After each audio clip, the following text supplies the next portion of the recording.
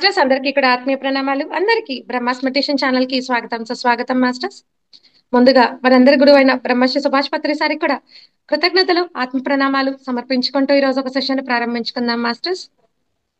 మనం గత కొన్ని రోజుల నుంచి జీవాత్మ ప్రపంచ నియమాలు అని చెప్పి గ్రంథం తీసుకొని దాంట్లో ఉండే ఆత్మలోకాల గురించి, భూలోకంలో మనం పాటించాల్సిన ఒక నియమాల గురించి ఎంతో జ్ఞానాన్ని కథల రూపంలో తెలుసుకొని చక్కగా ఇప్పుడు చివరాఖరి ఘట్టంలోకి క్వశ్చన్ అండ్ ఆన్సర్స్ గా గత కొన్ని రోజుల నుంచి సెషన్ గా ప్రారంభించుకొని చేసుకుంటూ ఉన్నాం మాస్టర్స్. అక్కడ ఆత్మ ఆ లేఖ ఎలా రాస్తున్నాము అని చెప్పని, అలాగే దాంట్లో అసలు పై లోకాలు ఎలా ఉన్నాయని, ఎన్ని ఆవరణలు ఉన్నాయని, కర్మ గురించి, స్వేచ్ఛ గురించి చాలా చక్కగా ఎన్నో ప్రశ్నలకి జవాబుగా మనకి జ్ఞానాన్ని అందిస్తూ ఉన్నారు. ఇప్పటికి గాను 22 రోజులు పూర్తి చేసుకొని 23వ రోజుకి ఎంటర్ అయ్యాం మాస్టర్స్. ఈ రోజు చక్కటి జ్ఞానాన్ని అందించడానికి మనతో పాటు లలిత మేడం గారు మనకు జూమ్ సెషన్ కి విచ్చేసి ఉన్నారు. మేడం, ముందుగా మీకు బ్రహ్మాస్ మెడిటేషన్ ఛానల్ నుంచి స్వాగతం సుస్వాగతం madam. Thank you. Over to you. Thank you madam, thank you very much. మరి ముందుగా మనందరి గురువు గారైన బ్రహ్మర్షి సుభాష్ పత్రిజీకి నా ధ్యాన సాష్టాంగ వందనాలు తెలియజేసుకుంటూ, మరి అలాగే నాకు ఈ అవకాశం ఇచ్చిన బ్రహ్మాస్ మెడిటేషన్ ఛానల్ వారికి కూడా ధన్యవాదాలు. అలాగే యూట్యూబ్లో కానీ లైవ్లో కానీ ఎవరైతే వింటూ వీక్షిస్తున్నారో వారందరికీ కూడా కృతజ్ఞతలు ధన్యవాదాలు తెలియజేసుకుంటూ, మరి ఏమాత్రం ఆలస్యకుండా మన సెషన్లోకి వెళ్ళిపోదాం. జీవాత్మ ప్రపంచ నియమాల్లో మనం ఇప్పుడు రెండో భాగంలో ప్రార్థన అనే ఘట్టంలో ఉన్నాం అన్నమాట. నేనంతా ఆత్మహత్యల గురించి అవన్నీ చెప్పుకున్నాం కదా. కాబట్టి ఈరోజు ఏంటంటే ప్రార్థన, అసలు ప్రార్థన అనేది ఎలా ఉండాలి, అసలు వాళ్ళు ఏం చెప్తున్నారు మనకి విస్పీరతో ఈ సమాధానాలు ఇస్తున్నారు అనమాట. ఖుర్షిద్ భావన గారి, రుమి భావన గారి వాళ్ళ పిల్లలు ఇద్దరు పైన ఆత్మలోకం నుంచి వాళ్ళ అమ్మగారి ద్వారా ఈ ప్రశ్నల సమాధానాలు కూడా ఇస్తున్నారు. లాస్ట్లో మనకి ఇంకా ఈ రెండు భాగాలు, ఒక మూడు భాగాలు ఉన్నాయి, అయిపోయాక డైరెక్ట్గా వాళ్ళ అమ్మగారితోనే క్వశ్చన్ ఆన్సర్స్ ఉంటాయి. వాళ్ళ అమ్మగారు నాన్నగారు కలిపి ఆ సమాధానాలు ఇస్తారనమాట. ఇప్పుడు ఇది విస్పి రతు సమాధానాలు చెప్తున్నారు వాళ్ళ అమ్మగారి ద్వారా. ఇవాళ ప్రార్థన అనే దాంట్లోకి వచ్చాము. ఈ ప్రార్థన ఏంటంటే మరొకరి ఆధ్యాత్మిక ఎదుగుదల కోసం చేసే ప్రార్థన అన్ని ప్రార్థనల కన్నా మిన్న అయిన ప్రార్థన అంట. జనం గొప్ప కోసం ప్రార్థిస్తారు, తాము ఎంతో పవిత్రంగా ఉన్నామని ఇతరులకు నిరూపించాలని ప్రార్థిస్తారంట. ప్రార్థనలు క్లుప్తంగా, మధురంగా, సానుకూలంగా, నిజాయితీగా, నిస్వార్థంగా ఉన్న భావాలు కలిగి ఉండాలని చెప్తూ ఈ ప్రశ్న ఏమడుగుతున్నారంటే ప్రార్థన యొక్క ప్రయోజనం ఏంటి, ప్రయోజనం అంటే లాభం, ప్రార్థన యొక్క లాభం ఏంటని అడుగుతున్నారు. ఏంటంటే ఆధ్యాత్మికతకున్న అతి ముఖ్యమైన ఆధ్యాత్మికతలో అతి ముఖ్యమైన రూపాలలో ప్రార్థన ఒకటి అంట. ఆధ్యాత్మిక అనే ఒక వేలో ఉన్నాం కదా, దాంట్లో అతి ముఖ్యమైనది ఒక ప్రార్థన ఒకటి అంట. అయితే ప్రార్థన చేయకుండా అసలు ఎదగలేమంట. మానవ శరీరానికి ఆహారం ఎలా అవసరమో ఆత్మకు కూడా ప్రార్థన చాలా అవసరం. మనందరం దేవుణ్ణి ప్రార్థించాలి. ఆయన మనకు భూలోకంలో, ఆత్మలోకంలో ఆధ్యాత్మికంగా ఎదిగే శక్తిని, వివేకాన్ని ప్రసాదిస్తాడట. భూలోకంలో చెడు శక్తి చాలా బలంగా ఉంటుంది.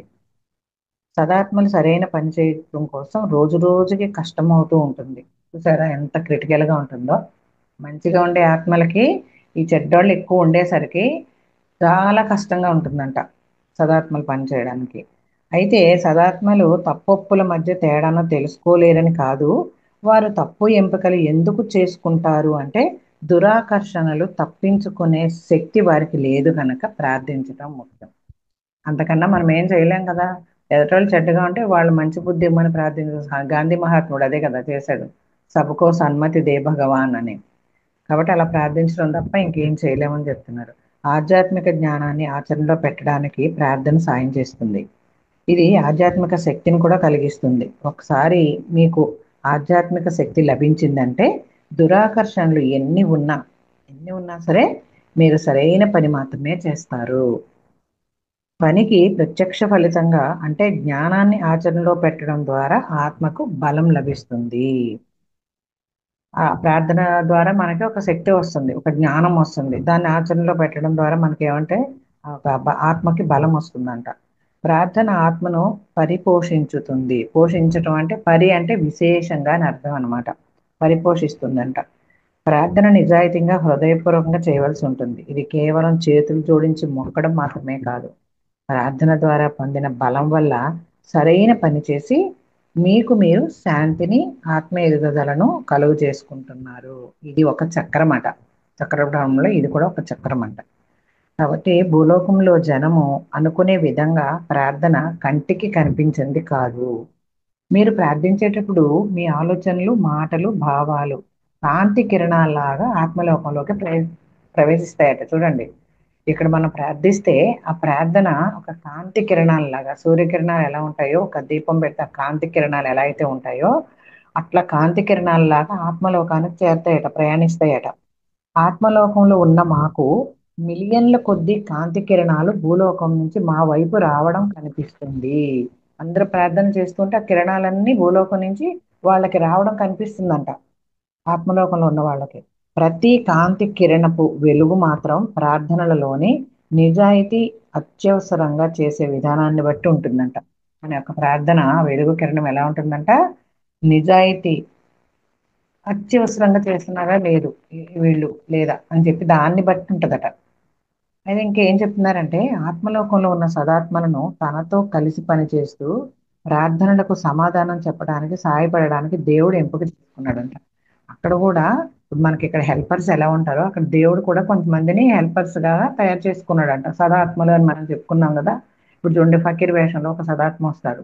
ఐదో ఆవరణలోకి ఆ నీలు అనే ఆమె వాళ్ళ స్నేహితుడు ఉంటారు కదా, మూడో ఆవరణ నుంచి ఐదో ఆవరణలోకి తీసుకురావడానికి అతను ఈ ప్రలోభాలకు లోనైపోయి దురలవాట్ల ఒక క్రియలుగా తయారైనప్పుడు ఆ మోహన్ దాస్ని పంపించడం, ఆ తర్వాత ఫిలిప్స్ అనే ఒక అమాయకుని బలైపోవడం, అప్పుడు ఆ నీళ్ళు ప్రార్థనల ద్వారా ఆ ఒక సదాత్మ వస్తాడు. అట్లా భగవంతుడి యొక్క హెల్పర్స్ అన్నమాట. భగవంతుడు సాయం చేయడం కోసం ఇప్పుడు ప్రార్థనలు చేస్తాం కదా మనం, ఆ వెలుగు కిరణాల్లా వస్తాయి కదా, వాళ్ళకి భగవంతుడి అనుమతితో వాళ్ళు మనకి సాయం చేస్తారు. ఇక్కడ అన్ని భగవంతుడికి చేరవేస్తారు అనమాట, ఈ సదాత్మలు అనేవాళ్ళు. అలాగే దేవుడు ఎంపిక చేసుకున్నాడంట.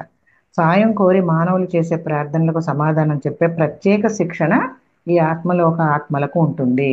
ఒక అక్కడ కూడా ఇక్కడ ఎలాగైతే మనకి చూడండి, ఒక జాబ్ వచ్చింది అనుకోండి, కొన్నాళ్ళు ట్రైనింగ్ పీరియడ్ ఉంటుంది, శిక్షణ ఇస్తారు కదా, అలాగే ఆత్మలోకంలో ఈ సదాత్మలకి ఒక శిక్షణ ఉంటుందంట. ఇక్కడ ఎలాగో అక్కడ కూడా అలా ఎవరు ఖాళీగా ఉండరు. ఇక్కడ ఎలాగ పనులు చేస్తారో అక్కడ కూడా ఆ పనులు అలాగ ఉంటాయి. పత్రిక చెప్తుంటారుగా, అక్కడ కూడా ఏ పనులు ఉంటాయి, ఖాళీగా ఏముండరు అని. అట్లా అన్నమాట. కాబట్టి ఇలాంటి శిక్షణ ఉంటుందంట. ఒక ప్రార్థనకు సమాధానంగా ఈ ఆత్మలు భూలోకంలోని వ్యక్తికి తిరిగి సానుకూల కిరణాలను పంపుతారంట. చూసారా, అది నిజాయితీగా గనక ఉంటే కిరణాల్లాగా అక్కడికి వెళ్తాయి. వాళ్ళకి నిజాయితీగా ప్రార్థన చేస్తున్నారా, జనాల కోసం చేస్తున్నారా, స్వార్థం కోసం చేస్తున్నారా అనే దాన్ని బట్టి ఆ కిరణాల ద్వారా వాళ్ళకి తెలిసి తిరిగి వాళ్ళు ఎవరైతే నిజాయితీగా ఉంటారో వాళ్ళకి కిరణాల్లాగా పంపిస్తారట. చూడండి, వాళ్ళకి తిరిగి సానుకూల కిరణాలు అంటే వాళ్ళకి అవసరమైన కిరణాలని పంపిస్తారంట. అందువల్లనే ప్రేయర్ అనే పదంలోనే రే అనేది ఉంది. రేస్ అంటే కిరణాలు కదా, ఇప్పుడు ఎక్స్రే అంటారు. మళ్ళీ ఒక హీలింగ్ పద్ధతి చేసే దాన్ని కూడా ఉంటది కదా, ఆ, రే దాని పేరు ఉంటుంది, ఒక బుక్ ఉంది దానికి. అట్లానే రే అనేది ప్రార్థనలోనే రే అనే పదం ఉంది. కాబట్టి ముఖ్యంగా సానుకూలమైన వెలుతురు కిరణాలు అన్నమాట ఆ రే అనే దానికి అర్థం. కాబట్టి ఇలా సానుకూలమైన వెలుతురు కిరణాలు వాళ్ళు మనకి పంపిస్తారట, అది అందులో నిజాయితీ ఉంటే గనక. ఇంకా ఇంకేం ప్రశ్న అడుగుతున్నారంటే, దేవుడు మన ప్రార్థనలు వింటాడా? అసలు ఇదంతా బాగానే ఉంది కానీ దేవుడు అయితే మన ప్రార్థనలు వింటాడా అంటే, మీరు ప్రార్థించినప్పుడు దేవుడు మీ ప్రార్థనలు వింటాడు. అయితే మీ ప్రార్థన నిజాయితీగా హృదయపూర్వకంగా ఉంటే ఆయన మీ ప్రార్థనలు వింటాడు అని చెప్తున్నారు. కొన్నిసార్లు అంటే వ్యక్తులు ఏం చేయాలో తెలియక ప్రార్థిస్తారట. కొంతమంది ఉంటారులేండి, వాళ్ళకి ఏం చేయాలో తెలియదు, ఖాళీ కూర్చున్నాం కదా అని అలా దేవుడిని ప్రార్థిస్తూ ఉంటారు. మంచిదే కదా, చక్కగా. తమకు తాము కానీ తమ స్నేహితులకు కానీ సాయం ఎలా చేయాలో వాళ్ళకి తెలియదు. అప్పుడు ఏం చేస్తారు, దేవుడా వాళ్ళకి సాయం చెయ్యి అని చెప్పి అట్లా అలా కూడా ప్రార్థిస్తారట. అందువల్ల వాళ్ళకి ప్రార్థనకు మార్గదర్శకత్వం రూపంలో కానీ, మరి అంతరాత్మ మనసుకు అంటే అంతరాత్మకు సందేశాల్లాగా కానీ సమాధానం ఇస్తాడట దేవుడు. కాబట్టి ఈ సందేశాన్ని అందుకున్న పిమ్మట ఆ వ్యక్తికి స్పష్టత అనేది, అందుకే మనం మెడిటేషన్లో కూర్చుంటే మన సోల్ నుంచి మనకి ఇంట్యూషన్ వస్తుంది అనమాట. ప్రేయర్ చేసి ఊరుకోకుండా సమాధానం కోసం కూడా ఎదురు చూడాలి మనం. ప్రార్థన చేసాం అయిపోయిందంటే కాదు. కాబట్టి ఇదన్నీ భగవంతుడి సందేశాలు మనం అందుకోగలం అనమాట. ఇంకేం అడుగుతున్నారంటే, చాలా ప్రార్థనలు ఎందుకు నెరవేరవు? కొందరు ఎంతో హృదయపూర్వకంగా ప్రార్థించారు హృదయాంతరాలలో నుంచి, అయినా కానీ అవి నెరవేరలేదు. ఎందుకని అంటే ఇక్కడ ఏం చెప్తున్నారంటే, మీ ప్రార్థనలు నెరవేరాలంటే మీరు కోరేది మంచిదై ఉండాలి. చాలా సార్లు మనుషులు తమకు మంచిది అనిపించిన దాని గురించి ప్రార్థిస్తారు, కానీ ఎలా వేడుకోవాలి, మీకు ఏది మంచిదో దానిని ఇవ్వు. నాకు ఏది అవసరమో దాన్ని ఏ దేవుడా అని ప్రార్థించాలట. ప్రార్థన చేయమన్నారు కదా అని ఎలా పడితే అలా చేసేసి ఇదేంటి ప్రార్థన చేసాం అవ్వలేదు అంటే, చూడండి చాలా మంది గుడికి వెళ్తారు, ప్రేయర్ చేస్తారు, మన మసీదులో అల్లా అంటూ చేస్తారు. మరేమో మళ్ళీ ఇట్లా చూడండి క్రిస్టియన్స్ వాళ్ళు అందరూ కూడా చేస్తారు కదా, చర్చిల్లో ప్రేయర్ పెద్ద పెద్ద గగ్గోలు పెట్టి అరుస్తారు. కానీ ఇక్కడ మనం పూజలు అభిషేకాలు ఇవన్నీ చేస్తాం. మరి ఎందుకు నెరవేరట్లేదు అంటే, నీకు ఏది అవసరమో అది ఇస్తాడు. నువ్వు ప్రార్థించేసి మాత్రాన, పూజ చేసేసినంత మాత్రాన, ధ్యానం చేసేసినంత మాత్రాన నీకు అన్నీ ఏం వచ్చేవు. నీకు ఏది అవసరమో అది వస్తుంది. అందుకే భగవంతుని ఏం ప్రార్థించాలంట, మనకి ఏది మంచిదో, మీకు ఏది మంచిదో దానిని ప్రార్థించమని వేడుకోండి దేవుణ్ణి.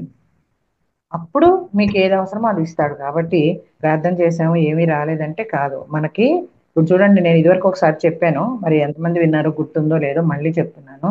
ఇప్పుడు పక్షులు పశువులు ఇవన్నీ ఉన్నాయి. అవన్నీ ఈ వాళ్ళ ప్రణాళిక ప్రకారం భూమి మీదకి దించినప్పుడే భగవంతుడు అన్ని అమర్చి పెట్టేశాడు. కానీ మనకు ప్రత్యేకంగా ఏం ఉండదు ఇవ్వడానికి. మనకు కూడా అన్ని అలాగే ఇచ్చేశాడు. మనం ప్రే చేసినందుకు మన కర్మలు బట్టి వాటిని బట్టి వీటిని బట్టి జరుగుతూ ఉంటాయి అవి. కాకపోతే మనకేంటంటే ఆయన ఆశీర్వాదం కోసం, మన రక్షణ కోసం ప్రేయర్ చేసుకోవాలి, ఆత్మశాంతి మనశ్శాంతి కోసం. అంత మాత్రాన్ని ఏదో వచ్చేసి చూడండి, ఇక్కడ ప్రశ్న ఎంత చక్కగా అడిగారో. నెరవేరదు ఎందుకు? హృదయపూర్వకంగా ప్రార్థిస్తారు. మరి ఎందుకు నెరవేరదంటే అక్కడ వాళ్ళ కర్మ ఉండి ఉండొచ్చు బలంగా, వాళ్ళకి అది అవసరం కాకపోవచ్చు, ఇంకెంతకన్నా మంచి జరగొచ్చేమో కదా. కాబట్టి మనకి ఏది మంచిదో అది ప్రార్థించండి, దేవుణ్ణి కోరుకొని అన్నాడు. ఇక్కడ కూడా పాయింట్ వైజ్గా ఇచ్చాడు. ఫస్ట్ పాయింట్ అదైతే, రెండో పాయింట్ ఏం చెప్తున్నారంటే, మీ ప్రార్థన నిజాయితీగా హృదయపూర్వకంగా ఉండాలి. అది కాకుండా ఇది కూడా చాలా ముఖ్యం. ఇంకేంటి, ఈ ప్రార్థన నిస్వార్థంగా ఉండాలి, ప్రాపంచిక ప్రయోజన రహితంగా ఉండాలి. ఇంకా ఈ ప్రార్థన కర్మకు సంబంధించి ఉండకూడదు. నా కర్మలు తొలగించు, అలా ఏం కర్మ చేశాను ఏంటో దేవుడా నా కర్మలు ఉంటాయి ఇట్లా తొలగించు, ఇట్లా కర్మల కోసం చేయకూడదు. ఇంకేంటంటే మనం సన్మార్గంలో ఉండాలి. ప్రార్థనలకు చూడండి, అన్ని చెడ్డ పనులు చేసేసి, చెడ్డగా ఆలోచించేసి, చెడ్డ మాటలు మాట్లాడేసి, ఆ, వాళ్ళు బాధపడుతూ ఇంకోళ్ళు బాధ పెడుతూ అని అలా ఉంటే ఆ సన్మార్గం కాదది. అంటే సన్మార్గంలో ఉండాలంట. ఈ పాయింట్ వైజ్గా ఇచ్చారనమాట ఇక్కడ. ఇంకో ప్రశ్న ఏమడుగుతున్నారంటే, మనుషులు రోజు ప్రార్థన అసలు ఎందుకు చేయాలి అంటే, ఆధ్యాత్మికత ఉన్న శక్తి విలువ మీకు అర్థం కాలేదు. ఎందుకు చేయాలని అడుగుతున్నారంటే, మీకు ఆ శక్తి ఏంటో అర్థం కాలేదు, అందుకని మీరు రోజు ప్రార్థన చెయ్యరు. కానీ ప్రార్థన తప్పకుండా చేయాలి.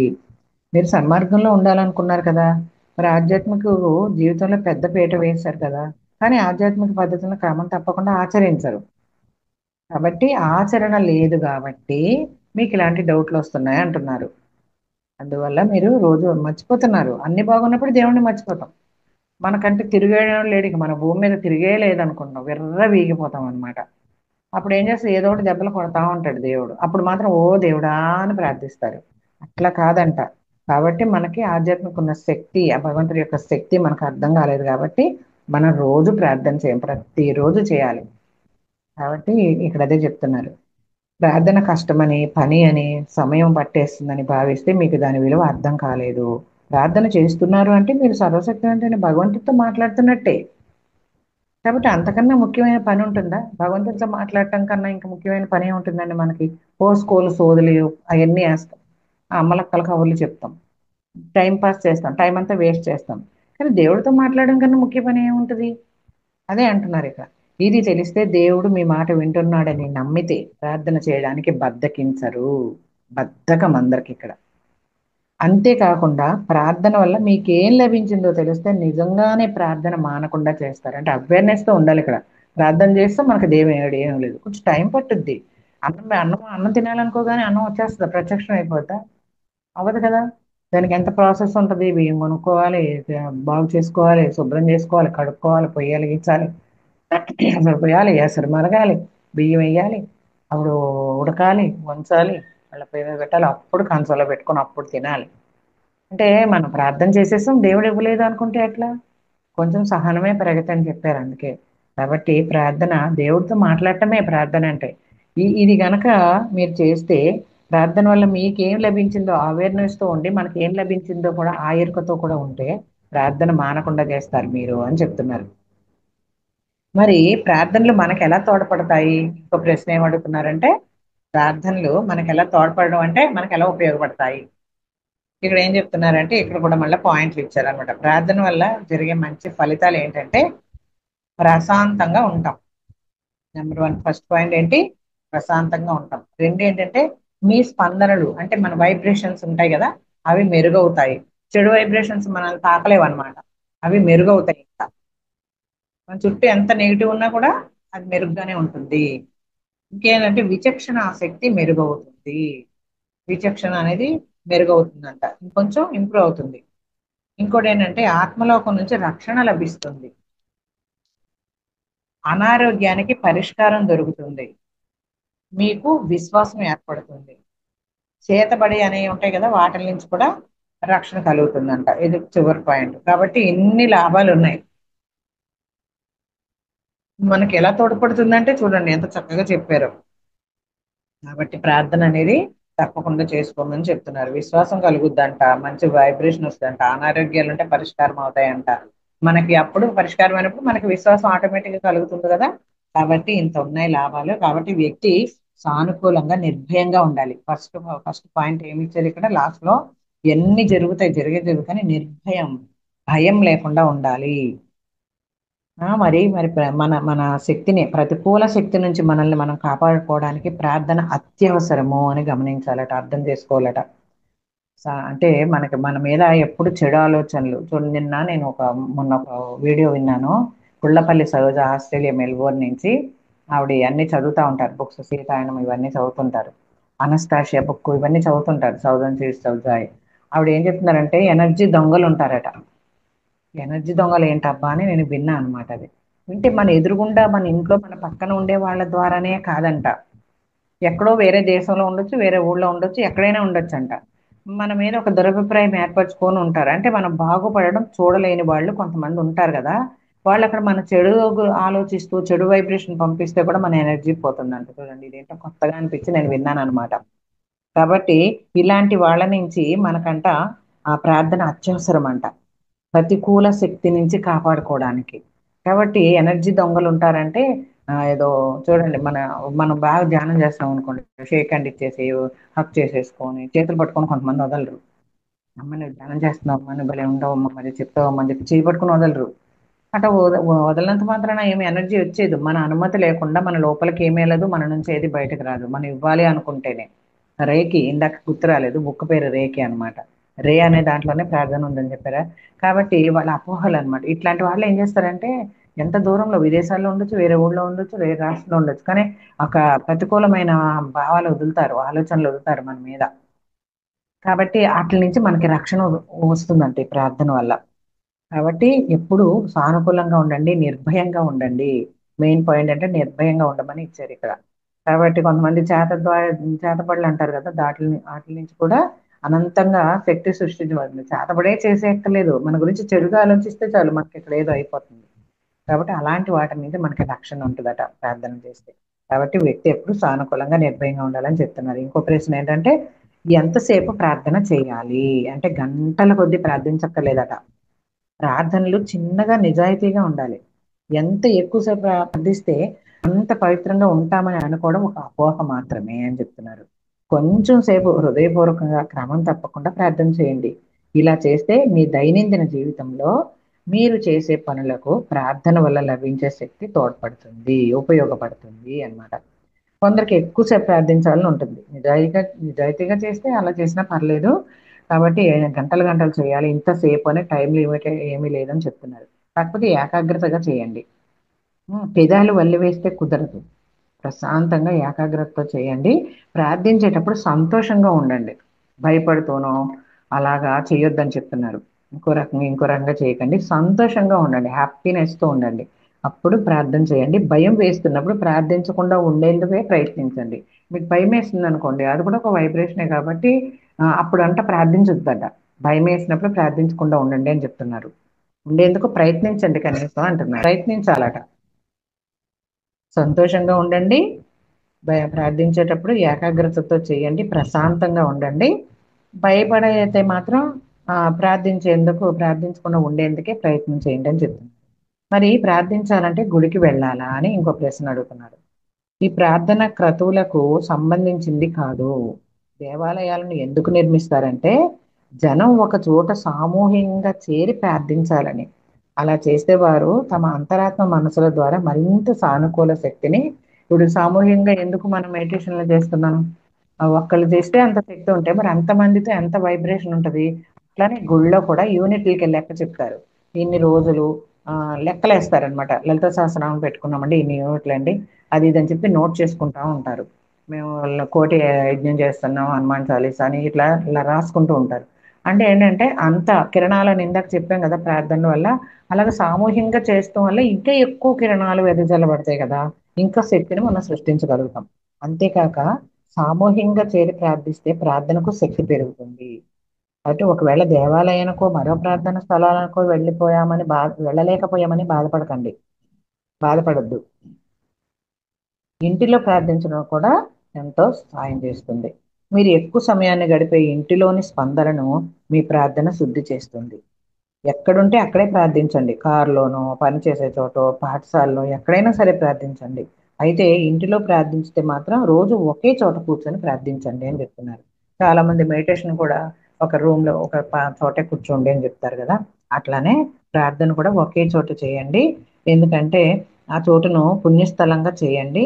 రకరకాల విగ్రహాలతో కాదు, మీ విశ్వాసాన్ని, పవిత్రమైన ఉద్దేశాన్ని నిలిపి ఉంచి ప్రార్థన చేయండి. మీ ప్రార్థనే ఆ పూజా స్థలాన్ని నిర్మిస్తుంది. ఒక పూజా స్థలం అయిపోతుందట. ఒకే చోట కూర్చొని రోజు ప్రార్థిస్తే అదే ఒక పూజ స్థలం అయిపోతుంది. కాబట్టి నేను ఇంత ఇక్కడ ఒక అసాధారణ విషయాన్ని మీతో చెప్పాలనుకుంటున్నాం.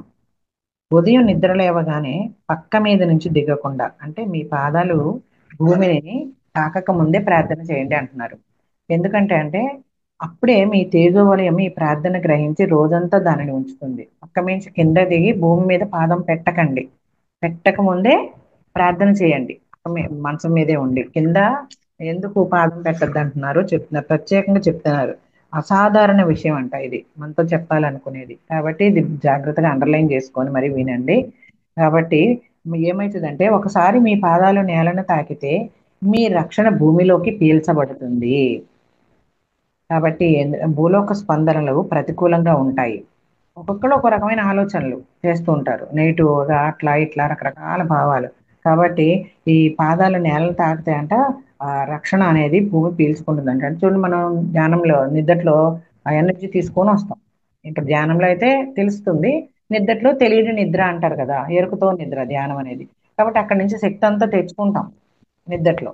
తెచ్చుకొని పొద్దున్న లెగ్గానే కళ్ళు మీద పెట్టుకొని చేతులు చూడాలని ఎందుకు చెప్తారు? దీని గురించి అనమాట. ఆ శక్తి మన దగ్గరే ఉంటుంది. అట్లా లెగ్గానే పాదం కింద మోపేస్తే ఏమవుతుందంటే భూమికి ఆకర్షణ శక్తి ఎక్కువ కాబట్టి అదంట మన శక్తిని పీల్చుకోవడం జరుగుతుందంట, ఆ స్పందనల్ని.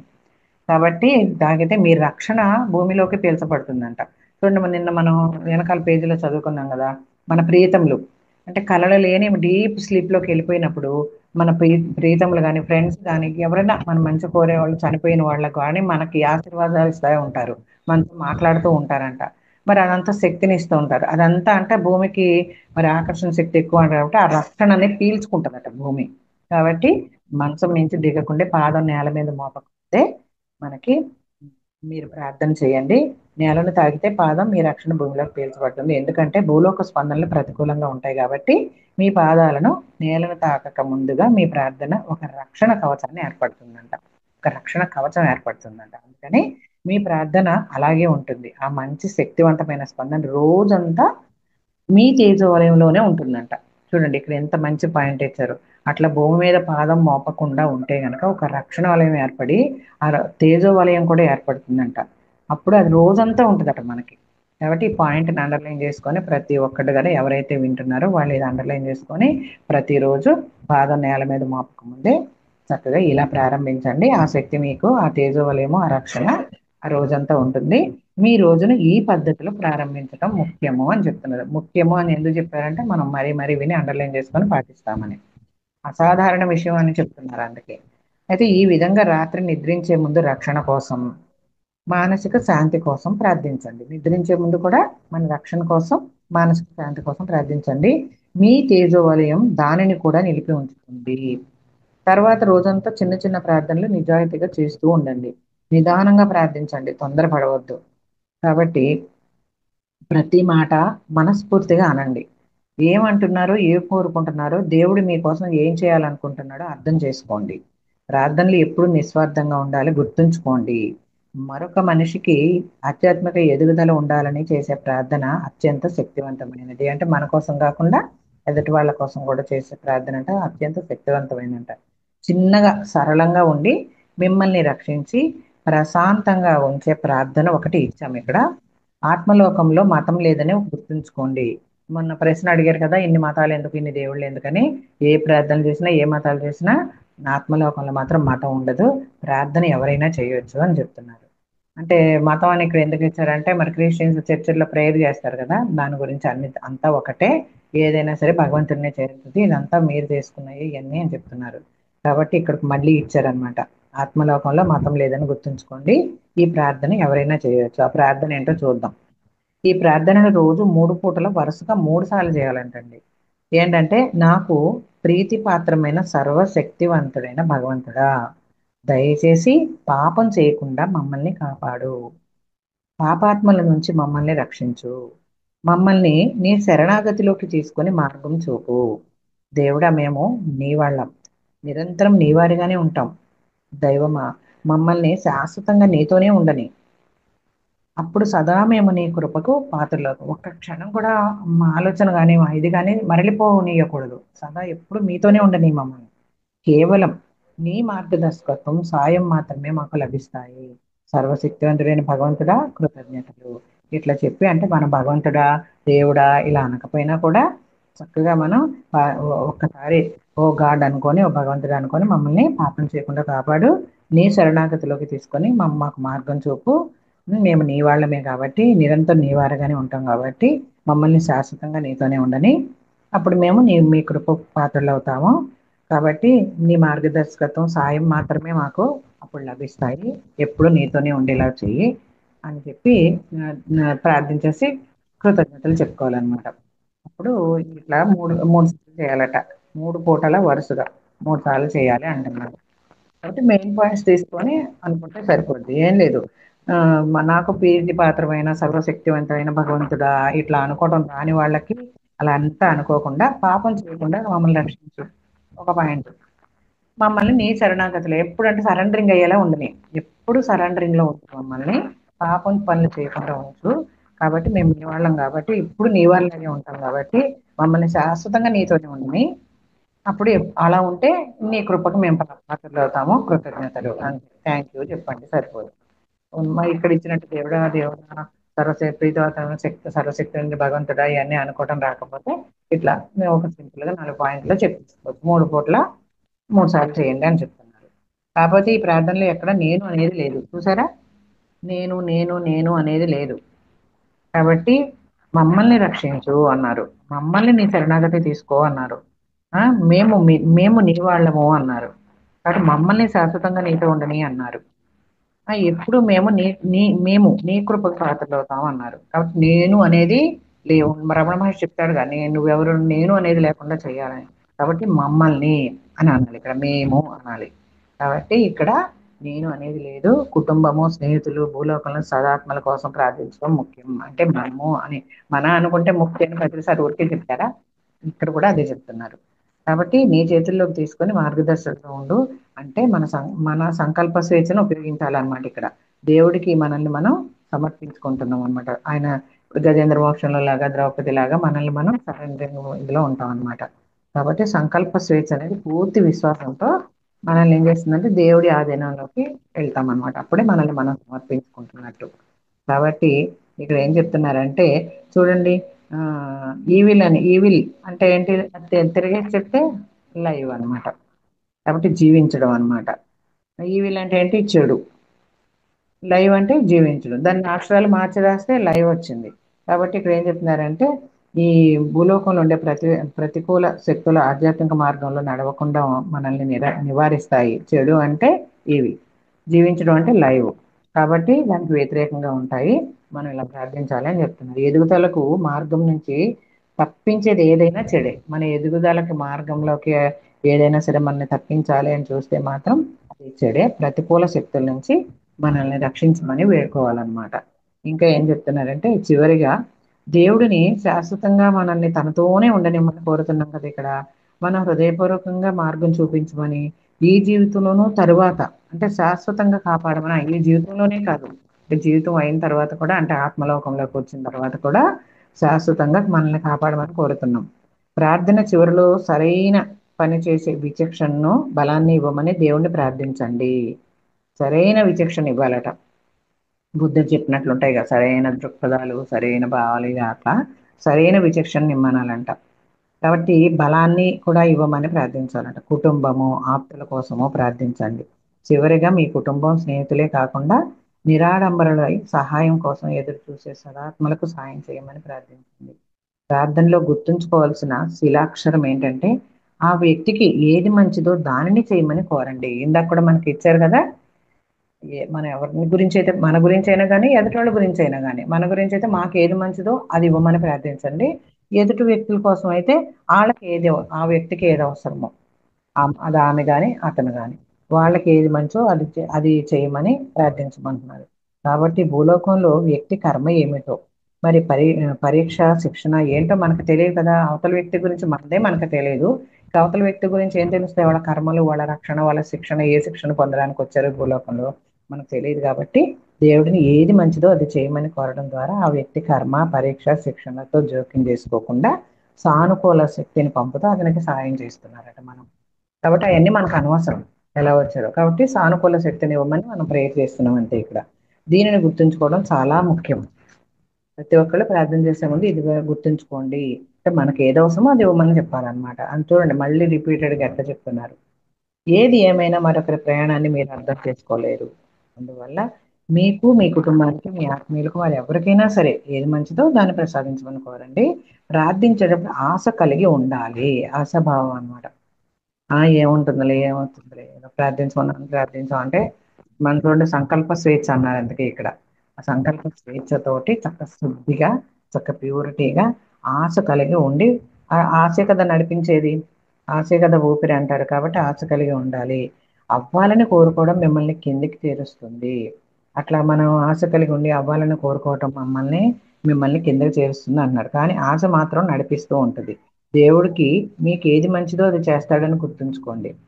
అందుకనే ముందుగానే ఆయన కొరకు కృతజ్ఞతలు చెప్తారు. మీ ప్రార్థన ఆయన విన్నాడని, మిమ్మల్ని ఎప్పుడు కాదనడని మీకు తెలుసు కదా. కష్టకాలంలోనే కాదు, ఎప్పుడు ప్రార్థించండి. మంచి జరిగినప్పుడు కూడా దేవుడికి, మంచి జరిగితే మంచిదానికి ఇచ్చేయండి దేవుడికి, చెడు జరిగితే ఇది నీదే అని ఇచ్చేయండి అంతే. ఎప్పుడు మంచి చెడులో కూడా కృతజ్ఞత కలిగి ఉండండి, కృతజ్ఞతలు చెప్పండి అని చెప్తున్నారు. చేయగలిగినంత ప్రార్థన చేయండి. ఎప్పుడు దైవ ప్రణాళికను మన్నించండి. మనకి ఒక్కొక్కళ్ళు ఒక ప్రణాళికతో వస్తాం, కాబట్టి ఆ ప్రణాళికలను మన్నించండి. దారికి అడ్డుగా నిలవకుండా దేవుణ్ణి సాయం చేయనివ్వండి. అంటే మనం పిచ్చి పిచ్చి ఆలోచనలు, ఏం జరుగుద్దో ఏదో అలాంటి ఆలోచనలు అడ్డుపడతాయి అన్నమాట మన సంకల్పానికి. అప్పుడు దేవుడు ఏమీ రక్షించలేడు. కాబట్టి దేవుడికి అడ్డుపడకుండా, అడ్డుగా నిలవకుండా దేవుణ్ణి సాయం చేయనివ్వండి అని చెప్తున్నారు విశ్వరాజు. ఇప్పుడు ఇంకా మళ్ళీ ప్రార్థన అయిపోయింది. ఇప్పుడు ఏంటంటే సానుకూలంగా ఆలోచించండి అని చెప్తున్నారు. ఇక్కడ ఏం చెప్పారంటే, సానుకూలంగా ఉండండి, మనసుని నియంత్రించండి, అన్ని వేళలా శాంతిని సాధించడానికి ప్రయత్నించండి, ఆందోళన లేకుండా ప్రశాంతంగా ఉండండి, బాగా నిద్రపోండి అని చెప్తున్నారు. ఇక్కడ ప్రశ్నల విషయానికి వస్తే ఏమంటున్నారంటే, ఆలోచనలు శక్తివంతాలు ఎలా అవుతాయి, మన ఆలోచనలు శక్తివంతంగా ఎలా అవుతాయి అంటే, మీ ఆలోచన విధానమే మీ అభివృద్ధికి కీలకం. కాబట్టి మీ ఆలోచనలు, మాటలు, పనులు అన్నీ కలిస్తేనే మీరంటే మీరు యొక్క శరీరమే కాదు, మీ ఆలోచనలు, మీ మాటలు, మీ పనులు అన్నీ కలిస్తేనే మీరు. ముందుగా ఆలోచనలు వస్తాయి, తర్వాత ఆలోచనల నుంచి సానుకూల లేదా ప్రతికూల ఆలోచనలు, మాటలు, పనులు ఉత్పన్నమవుతాయి. అందువల్లే సానుకూలంగా ఆలోచించడం ముఖ్యం. చివరికి అన్ని ఆలోచనలు, అది మంచైనా చెడైనా, శక్తిని సృష్టించేస్తుందట. అందుకని ఏ రకమైన శక్తిని సృష్టిస్తున్నారో జాగ్రత్తగా గమనించుకోండి. మనము చెడు ఆలోచిస్తే చెడు వైబ్రేషన్ సృష్టిస్తాం, మంచి అయితే మంచి సానుకూలమైన శక్తిని సృష్టిస్తాం. కాబట్టి మీరు ఆలోచించుకోండి, చక్కగా గమనించుకోండి అని చెప్తున్నారు. ముందు భూలోకంలోని వారికి ప్రతికూలత ఎందుకు కలుగుతుందో అర్థం చేసుకోవడానికి ప్రయత్నించండి. ప్రతికూలత ఎందుకు కలుగుతుంది, వ్యతిరేకంగా ఎందుకు జరుగుతుంది అంతా అని అర్థం చేసుకోవడానికి ప్రయత్నించండి. ప్రతికూలత లేదా వ్యతిరేకత ఆత్మ లక్షణం కావచ్చు, లేదా ఈ జన్మలో పొందిన చెడు శిక్షణ వల్ల కావచ్చు. మనం అంటే మనకి ఎవరైతే పెద్దలు చెప్తారు కదా, అలా ఇలా అనే కొన్ని అపోహలు, కొన్ని సెంటిమెంట్లు, ఇలాంటివన్నీ ఏవో ఉంటాయి కదా. కాబట్టి అలాగా ఈ జన్మలో పొందిన చెడు శిక్షణ వల్ల కావచ్చు. కానీ మనుషులకు తాము కోరేది దొరకని పక్షంలో ప్రతికూలంగా తయారైపోతారు. అడుగుతారు, అది ఇవ్వలేదనుకోండి, దేవుడికి దయలేదు, మంచిగా చూడు ఎంత చక్కగా చూస్తున్నాడో, నా మీద దయలేదు, ఇట్లా అనుకొని ప్రతికూలంగా తయారవుతారట. సానుకూలంగా ఆలోచించటం సమస్యలు ఉంటాయని అంగీకరించడం మొదటి అడుగు. సానుకూలంగా ఆలోచించటం సమస్యలు ఉంటాయని అంగీకరించే మొదటి అడుగట. చూడండి, ఇక్కడ బాగా అర్థం చేసుకోవాలి. సానుకూలంగా ఆలోచించండి అంటే మంచిగా ఆలోచించండి అని చెప్తున్నారు అన్నమాట. సమస్యలు ఉంటాయని అంగీకరించడం మొదటి అడుగు. కాబట్టి సమస్యలు లేనట్టు కనిపించేవారు తమ సమస్యలను చక్కగా పరిష్కరించుకుంటూ ఉండాలి. వాళ్ళందరూ చూడు ఎంత చక్కగా నవ్వుతూ ఎంత హాయిగా ఉన్నారు అని వాళ్ళని చూసి మనం సానుకూల ఆలోచన చేయకుండా ప్రతికూల ఆలోచన చేస్తున్నాం. అంటే ఇక్కడ ఏం గమనించమంటున్నారు? తమ సమస్యలను చక్కగా పరిష్కరించుకుంటున్నారేమో వాళ్ళు, లేదా వాటి నుంచి పారిపోతూ అయినా ఉంటున్నారేమో. అందుకే ఇట్లా ఆలోచించండి. మనకి సమస్యలు లేనట్టు కనిపించే వాళ్ళ గురించి వాళ్ళు ఎలా పరిష్కరించుకోవచ్చు, లేదంటే పారిపోవచ్చు. కాబట్టి వాళ్ళు అలా ఉంటున్నారు. చాలా మంది తమ ఆధ్యాత్మిక ప్రయాణంలో ముందుకు కదలకపోవడానికి ఈ ప్రతికూలమైన ఆలోచన ధోరణే కారణము అని చెప్తున్నారు. ప్రతికూలమైన ధోరణి ఉండొద్దు అని చెప్తున్నారు ఇక్కడ. ప్రతికూలత లేదా వ్యతిరేకత సాధారణమైన ఆత్మ లక్షణమే. కాబట్టి తప్పుగా అర్థం చేసుకోవటం, బలహీనమైన నియంత్రణ లేని శిక్షణ లేని మనసు ఉండడం ఫలితంగానే ఇది వస్తుంది. అంతేకాక భూలోకంలోని స్పందనలు చాలా ప్రతికూలమైనవి కావడంతో మనుషుల్లో ఉండే ప్రతికూలత ఇంకా ఎక్కువ అనిపిస్తుంది. భూలోకంలో ఎక్కువ ఇవే ఉంటాయి కాబట్టి మనుషుల్లో కూడా ఉండే వ్యతిరేకత ఇంకా ఎక్కువ కనిపిస్తుందంట. సానుకూలంగా ఆలోచించి దీన్ని ఎదుర్కోవడం మీ బాధ్యతే. ఎందుకంటే మీ ఆలోచనలు క్రమంగా ఉద్వేగంగా బయటపడి మీ ఆత్మకు రూపం ఇస్తాయి. కాబట్టి ఇదంతా మీ బాధ్యతే. ఆలోచనలు క్రమంగా ఉద్వేగాత్మకంగా బయటపడి మీ ఆత్మకు రూపం ఇస్తాయి. కాబట్టి ఇదంతా మీ బాధ్యతే, మీ చేతుల్లోనే ఉంది అని చెప్తున్నారు. ఇంకో ప్రశ్న ఏంటంటే ఇక్కడ, తాను ప్రతికూలంగా ఆలోచిస్తున్నానని వ్యక్తికి ఎలా తెలుస్తుంది? మనకి తెలుస్తుంది కదండి మనం ఏం ఆలోచిస్తున్నామో. అసలు ఎలా తెలుస్తుంది అని అడుగుతున్నారు. కింద చెప్పేవన్నీ కూడా ప్రతికూలత సంకేతాలట. కాబట్టి ఈ ఈ ప్రశ్నకి సమాధానం ఏంటంటే భయం. మనం వ్యతిరేకంగా ఆలోచిస్తున్నాం, మనకి ఏం తెలుస్తుంది? తెలిసే సూచనలు ఏంటంటే, ఒకటి భయం. చూడండి ఇక్కడ ఎన్నిసార్లు భయాన్ని వద్దని చెప్తున్నారు. భయం ఉంటే ముక్తి ఉండదు, మన అనుకోకపోతే ముక్తి ఉండదు. కాబట్టి ఇక్కడ ఏం చెప్తున్నారు? చింతలు. ఫస్ట్ పాయింట్ భయం, రెండోది చింత. పొదుగుకులు ఏదో భూమి అన్ని ఆకాశం ఏకమైపోతున్నట్టు ఆలోచిస్తూ కూర్చుంటారు. ఏది జరిగేది అది జరుగుద్ది కదా. కాబట్టి చింత, భయం ఒకటి, రెండు చింత, మూడోది సంశయం. ప్రతిదానికి శంకలే, ప్రతిదానికి అనుమానాలే. ఇవేం ఉండద్దు, లాజిక్ మైండ్ అసలు వద్దని చెప్తున్నారు. భయము, చింత, సంశయము. ఇంకోటి నస పెట్టడం. పొద్దుగూకులు నస పెడతా ఉంటారు కొంతమంది. అదే పని వాళ్ళకి, గుడగుడ అని కొనుక్కుంటూ. అలా ఉండొద్దు. నిరంతరం ఫిర్యాదు చేస్తూ గొణుగుతూ ఉండడం. ఇవన్నీ ప్రతికూలక లక్షణాలు. మనకి ప్రతికూలమైన లక్షణాలు మనలో ఉన్నాయని ఎలా తెలుసుకోవాలి? ఎంత మంచి ప్రశ్న చూడండి ఇది. కాబట్టి ఎవరు వింటున్నారో ఎవరు చూస్తున్నారో తెలియదు, కానీ ఈ వీడియో అందరికీ ఫార్వర్డ్ చేయండి. వాళ్ళల్లో ఏం ప్రతికూల లక్షణాలు ఉన్నాయో వాళ్ళకే తెలుస్తుంది. చూడండి, భయం ఉండొద్దు అంటున్నారు, చింతలు ఉండొద్దు అంటున్నారు, సంశయం అనుమానం ఉండొద్దు అంటున్నారు. అంటే ఈ పని చేసుకుంటూ పోవడమే, భగవంతుడి మీద గురువు మీద నమ్మకం ఉంచి నస పెట్టొద్దు అంటున్నారు. నిరంతరం ఫిర్యాదు చేస్తూ గొణుగుతూ ఉండొద్దు అంటున్నారు. ఇవన్నీ మనలోని ప్రతికూల లక్షణాలు అంట. అవసరమైన దానికన్నా ఎక్కువ కష్టాలు పడడం. ఇంకోటి అసూయ. ఇంకోటి ఇతరులను నిందించడం. ఇంకోటి ఏంటంటే ప్రతికూలమైన ఆలోచనలకు బానిసలైపోవడం. అసహనం. ఇన్ని 10 పాయింట్లు ఇచ్చారు. కాబట్టి ఇది మళ్ళీ మళ్ళీ మళ్ళీ వింటూ చూస్తూ అందరికీ ఫార్వర్డ్ చేద్దాము. ఇవన్నీ అండర్లైన్ చేసుకుందాం. చూడండి ఎన్ని ఇచ్చారు. చూడండి ప్రశ్నే ఎంత బాగుందో. మనలో ప్రతికూల లక్షణాలు ఉంటాయని మనం ఎలా తెలుసుకోవాలి అంటే వీటి ద్వారా తెలుసుకోవచ్చు అని చెప్తున్నారు.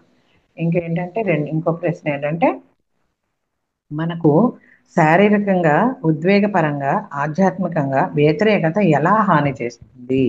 శరీరానికి కానీ, అంటే ఉద్వేగం అంటే ఎమోషనల్ పరంగా కానీ, ఆధ్యాత్మిక పరంగా కానీ 3 రకాలు ఇచ్చారు ఇక్కడ. ఈ వ్యతిరేకత ఎలా హాని చేస్తుంది మనకి అంటే, ఇక్కడ ఏం చెప్తున్నారంటే, మీ విచక్షణ పొరబడుతుంది అని చెప్తున్నారు. వ్యతిరేకంగా ఆలోచించడం ఒక అలవాటు అయిపోయిందంట.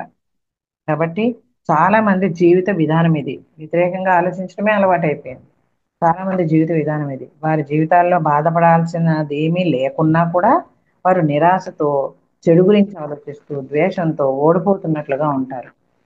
అన్ని ఏమైపోతుందో అదో ఇదో ఇదో రకరకాలుగా ఆలోచిస్తారనమాట. కాబట్టి వారు నిరంతరం ప్రతికూల ఆలోచన శక్తిని వ్యక్తం చేస్తూ ఉండడమే దీనికి కారణం. అసలు ఏమీ లేకపోయినా సరే ఏదో అయిపోతున్నట్టు అట్లా ఆలోచిస్తూ ఉంటారంట. వ్యతిరేకంగా ఆలోచించడం ఒక అలవాటు అయిపోతుందంట. చాలా మంది జీవిత విధానమే ఇలా ఉంటుందంట. మరి ఎవరేం చేస్తారు? మరి ఈ బుక్ చదివి వినే మారితే పర్వాలేదు, అందరూ ఈ బుక్ కొనుక్కొని చదవండి. చాలా ముఖ్యమైన పుస్తకం ఇది. ఏం పేరంటే దీని పేరు జీవాత్మ యొక్క ప్రపంచ నియమాలు ఎలా ఉండాలనేది. చూడండి ఎన్ని రకాలుగా చెప్తున్నారు వాళ్ళు. మనకు వ్యతిరేకత మన శరీర ఆరోగ్యం మీద కానీ, ఆధ్యాత్మికంగా కానీ, భావోద్యపరంగా మనకి ఎలా ఉపయోగపడుద్ది అంటే చెప్తున్నారు అట్లా. కాబట్టి ద్వేషంతో ఓడిపోతున్నట్లుగా ఉంటారంట. వాళ్ళు నిరంతరం ప్రతికూల ఆలోచన శక్తి వ్యక్తం చేస్తూనే ఉంటారట అది. ఇంకా అక్కడ నెగిటివ్ ఉంటాయి. పాజిటివ్ ఎక్కడ ఉంటుంది? ఇక అలా ఉంటే మీ ఆలోచనలే మీకు వచ్చే ఫలితాలను నిర్దేశిస్తాయి. మనం ఎలా ఆలోచిస్తే మీ ఆలోచనే నువ్వు. ఆ బుక్ చదివితే అందరికీ తెలుస్తుంది. ఇది థాట్ పవర్ బుక్ ఒకటి చదివితే ఇవన్నీ తెలుస్తాయి అనమాట. బుక్స్ చదవడం అలవాటు చేసుకోండి. అంతకు మించిన మంచి ఫ్రెండ్ ఎవరు ఉండరని చెప్తారు. కాబట్టి దయచేసి అందరూ మంచి మంచి బుక్స్ చదవండి. అవి ఇప్పుడు చెప్తుంటే మనం కొన్ని చెప్తాం, అంటే బుక్ చదివితే అన్ని పాయింట్లు అర్థమవుతాయి మీకు. అందులో ఏదో ఒకటి మీకు టచ్ అవ్వచ్చు.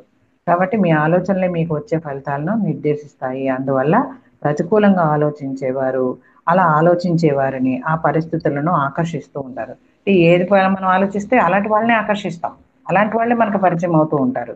కాబట్టి అలా జరగడం వారి ఆత్మలకు హానికరము. అలా జరగనివ్వకండి. సానుకూలంగా ఆలోచించండి. మార్పుకి భయపడకండి. వ్యతిరేకమైన ఆలోచనలు వచ్చే ఫలితాలు ఏంటో ఇక్కడ ఇస్తున్నారు. వ్యతిరేక ఆలోచన వల్ల ఏముంటుందంట? పాయింట్ వైజ్గా ఇచ్చారు ఇక్కడ మళ్ళీ. మీ విచక్షణ పొరబడుతుంది. మీరు వ్యతిరేకంగా ఆలోచిస్తే ఏమవుతుంది? మన విచక్షణ వివేకాన్ని కోల్పోతామట. దైనందిన జీవితంలో కూడా మీరు తీసుకునే నిర్ణయాలు అన్ని తప్పే అవుతాయి వ్యతిరేక ధోరణితో ఉంటే. కాబట్టి ఆధ్యాత్మికంగా కింద స్థాయికి పడిపోతారు, మీరు ఎదగరనమాట. ఉన్న స్థితి నుంచి ఉన్నత స్థితికి వెళ్ళడానికే కదా ప్రతి ఒక్కళ్ళ జన్మ. మరి ఇలా ఆలోచిస్తూ ఉంటే కింద స్థాయికి పడిపోతామంట. చిన్న చిన్న బహుమతులు భగవంతుడు రోజు ఇస్తాడట మనకి. అవన్నీ కోల్పోతామంట. జీవితంలో ఎన్నో చిన్న చిన్న కానుకలు మీకు జరిగే మంచి విషయాలు అనమాట. మీకోసం ఎదురు చూస్తూ ఉంటాయట ప్రతిరోజు. మీరు ప్రతికూలంగా ఆలోచిస్తే ఇవన్నీ మీ ఎదురుగానే ఉంటాయి, కానీ మీరు వాటిని చూడలేరు, గ్రహించలేరు. మీరు వ్యతిరేకంగా ఉంటే మిమ్మల్ని కానుకల వైపు నడిపించే మీ అంతరాత్మ మనసు మరి మార్గదర్శకత్వాన్ని మీరు వినలేరు. కాలం గడిచే కొద్దీ మీ శక్తి ఎంత నల్లగా తయారవుతుందంటే ఆ చీకటిలో మీకు కానుకలు కనిపించవు. అవి వెలుతురు స్వభావం కలిగి ఉండడంతో మీ దగ్గరికి రాలేవు. కాబట్టి ఆ వెలుగు చీకటి ఒక చోట ఉండవు కదా, మీ దగ్గరికి రాలేవు. చిన్న చిన్న బహుమతులు మీరు కోల్పోతారు. ప్రతి క్షణం మనకి బహుమతులు ఇవ్వబడుతూనే ఉంటాయట. వ్యతిరేకంగా ఆలోచిస్తే ఇక అంతరాత్మ ఏం మేల్కొని ఉంటుంది అవన్నీ రిసీవ్ చేసుకోవడానికి? కాబట్టి మీరు కిందకి పడిపోతారు. ప్రతికూల ఆలోచనలకు ప్రతికూల ఫలితాలు వస్తాయి కనుక మీరు మంచికి బదులుగా సమస్యల్ని ఆకర్షిస్తున్నారు. చూడండి, ఎవరు ఎలా ఉంటే ఆలోచనలు బట్టి అవి ఆకర్షించబడుతూ ఉంటాయి. ఇది ప్రకృతి నియమం అనమాట. లా ఆఫ్ అట్రాక్షన్ అంటారు దీన్ని. కాబట్టి ఇంకా మూడో పాయింట్ ఏమి ఇచ్చారంటే మీలో సంతులత లేదని జనం గుర్తిస్తారు. సంతులత అంటే ఒక రకంగా ఉండడం అనమాట. అంటే చంచల మనస్తత్వం. సంతులత అంటే సమత్వంగా ఉండకపోవడం అనమాట, చంచలంగా ఉండడం. ఇది జనం అందరూ గుర్తిస్తారట. వినయంలా సానుకూలంగా ఉండడం కూడా ఈ సత్తలోని స్వభావమే. మంచివారికి మీలోని ప్రతికూల స్పందన తెలిసిపోతుంది. మంచి వాళ్ళకే తెలుస్తుందంట.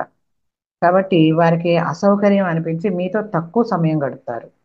మీరు సరైన నిర్ణయం తీసుకోలేరు గనక ఇలా ఎందుకు జరుగుతుందో అర్థం కాక మీలోనే సంతులు అంటే ఆ నిమిషానికి ఒకటి అట్లా సంతులత అని లేదు అని వాళ్ళకే తెలియదు. తెలియక ఏం చేస్తారు? ఇతరులతో ప్రతికూల ధోరణితోనే ప్రవర్తిస్తూ ఉంటారు. ముఖ్యంగా ఇది మంచి వాళ్ళకి తెలుస్తుంది. ఎవరు ప్రవర్తిస్తారో వాళ్ళకి తెలియదు. కాబట్టి దానివల్ల కూడా మీరు కిందకి పడిపోతారు, జాగ్రత్త అని చెప్తున్నారు. నాలుగో పాయింట్ ఏంటంటే మీ ఆరోగ్యం కూడా దెబ్బతింటుంది. మన ఆలోచనే మనం అయిపోయినప్పుడు, మన ఆరోగ్యం మన చేతుల్లోనే ఉన్నప్పుడు, మన సంతులత లేనప్పుడు మరి ఆరోగ్యం దెబ్బతింటుంది కదా. ఇక్కడ ఏం పాయింట్లు అడిగారు? శారీరకంగా అంటే ఆరోగ్యం శారీరక సంబంధించిందే కదా. ఉద్వేగపరంగా ఆధ్యాత్మికంగా వ్యతిరేకత మనకి ఎలా హాని చేస్తుంది అంటే ఈ పాయింట్లు చెప్తున్నారు. నాలుగోది ఏంటంటే మీ ఆరోగ్యం దెబ్బతింటుంది. అంటే నెగిటివ్ అనేది మన దరి చేరనీయకూడదు. మనం నెగిటివ్గా ఉంటే నెగిటివే మనల్ని ఆకర్షిస్తూ ఉంటుంది. మనం వాటినే ఆకర్షిస్తుంటాం. అవే అలాంటి వాళ్ళే మన దగ్గరికి వస్తారు. కాబట్టి ఇక్కడ ఏం చెప్తున్నారంటే ఆరోగ్యం ఎలా దెబ్బతింటుందో చెప్తున్నారు. ఆలోచనలు చాలా చాలా శక్తివంతమైనవి, అవి మంచి అయినా చెడైనా. మీ ఆలోచనలు భావాలు ఎప్పుడు శారీరకంగా బయటపడతాయి. ప్రతికూల ఆలోచనలు భావాలు అనారోగ్యం గాయాల రూపంలో బయటపడతాయి. అనారోగ్య రూపంలో గాయాల రూపంలో బయటపడతాయి అంటే ప్రతికూలాలు. మీలో ద్వేషం కోపం ఉంటే అది మీ శరీరంలో కనిపిస్తుంది. మిమ్మల్ని మీరు ఇతరులను క్షమించలేకపోతే శరీరం శిథిలమైపోతుంది. క్షమించడం ద్వారా స్వస్థత చేకూరుతుంది. ఇది మీకు మంచిది. మీ ఎదుగుదలకు అత్యవసరము అని చెప్తున్నారు. ఇంకా ఐదో పాయింట్ ఏంటంటే పరీక్షలో మీరు ఫెయిల్ అవుతారు. భగవంతుడు మనకి పరీక్షల కోసమే కదా, ఇక్కడ కొంచెం పరీక్షలు రాయడానికే కదా, అక్కడంతా శిక్షణ అయిపోద్ది, ఇక్కడ పరీక్షలు అన్నమాట. అదే చెప్తున్నారు, పరీక్షలు ఎలా ఫెయిల్ అవుతామంటే క్లిష్టమైన పరిస్థితుల్లో సానుకూలంగా వ్యవహరిస్తారా లేదా అని పరీక్ష పెట్టే అత్యంత మౌలికమైన పరీక్ష ఇది. మనం క్లిష్టమైన పరిస్థితులు అంటే మనకి ఏదైనా కష్టకాలం వచ్చింది, అప్పుడు మనం సానుకూలంగా వ్యవహరిస్తామా లేదా అని పెట్టే పరీక్ష అత్యంత ముఖ్యమైన పరీక్షట. ఆ పరిస్థితిని వారి కర్మ కాకపోవచ్చు అది, కానీ అది వారి ఆత్మకు పరీక్ష కానీ శిక్షణ కానీ అయి ఉండొచ్చు. ప్రతిదీ కర్మే అయి ఉండక్కర్లేదు ఇక్కడ. అది మనకి పరీక్ష పెడుతున్నాడేమో భగవంతుడు, ఎంతవరకు నిలబడతాడు అని. మరి ఇలా ఈ రకంగా శిక్షణ ఇస్తున్నాడేమో భగవంతుడు, కాబట్టి అది పరీక్ష అవ్వచ్చు, శిక్షణ అవ్వచ్చు. వారు దానికి వ్యతిరేకంగా కనుక స్పందించి ఆ ప్రక్రియలో ఫిర్యాదు చేస్తూ తమపై తాము జాలిపడుతూ ఉంటే మాత్రం వారు ఆ పరిస్థితి నుంచి పాఠం నేర్చుకునే వరకు కూడా అది మళ్ళీ మళ్ళీ మళ్ళీ మళ్ళీ మనం తెలుసుకునేదాకా, అది ఈ జన్మ కావచ్చు, ఎన్ని జన్మలైనా కావచ్చు, మళ్ళీ మళ్ళీ రిపీట్ అవుద్దంట. కాబట్టి మళ్ళీ మళ్ళీ రిపీట్ కాకుండా విచక్షణతోటి ఒక్కసారి పొరపాటు చేయడం, ఆ పొరపాటు మళ్ళీ జరగకుండా చూసుకోండి. అలా చూసుకోలేదు అనుకో, అయ్యే మళ్ళీ మళ్ళీ రిపీట్ అవుతాయని చెప్తున్నారు. క్లిష్టమైన పరిస్థితుల్లో కూడా సానుకూలంగా ఉండగలరా లేదా అనేది ఆ పరీక్ష. అది పరిస్థితి కాదు, పరీక్ష అని చెప్తున్నారు. ఇంకా ఇక్కడ ఉదాహరణ ఏమిచ్చారంటే ఈ పరిస్థితిని మీరు ఎలా ఎదుర్కొంటారనేదే ముఖ్యం. ఉదాహరణకు, ఎవరికి అనారోగ్యంగా ఉండాలని ఉండదు కదా, కానీ అనారోగ్యంతో ఉన్న ప్రతిసారి మీ చుట్టూ ఉన్న వారి జీవితాలు దుర్భరం చేస్తుంటే మాత్రం మీకు నేర్చుకోవాల్సిన పాఠం ఏంటంటే అనారోగ్యం వచ్చినప్పుడు సానుకూలంగా ఉండండి. ఇతరులు మీకు చేస్తున్న సాయాన్ని ప్రశంసించండి.